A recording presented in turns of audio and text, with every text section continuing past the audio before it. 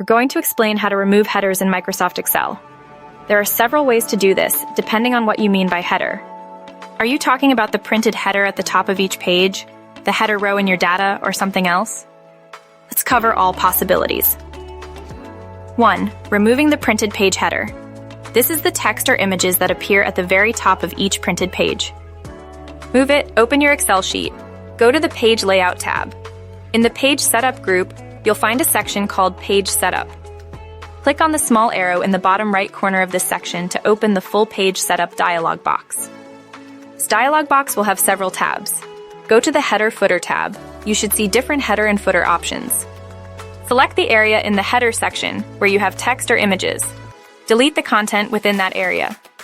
You can also choose Custom Header to create a blank header from scratch.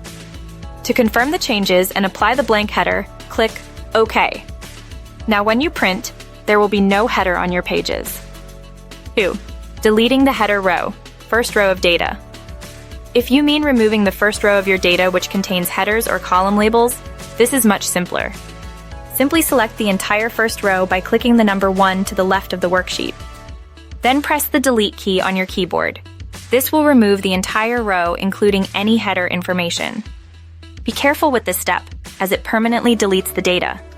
It is good practice to make a backup copy of your worksheet before making any significant changes like this.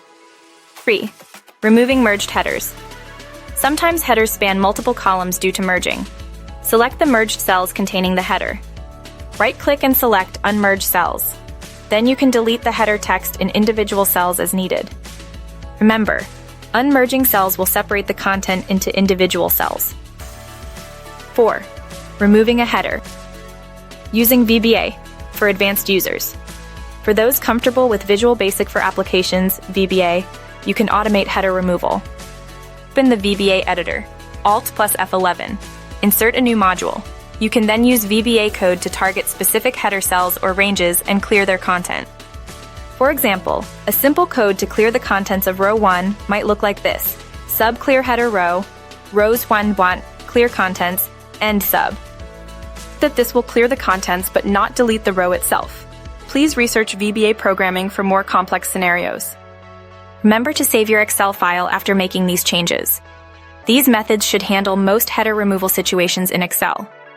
If you are encountering a different type of header, please describe it more specifically for further assistance.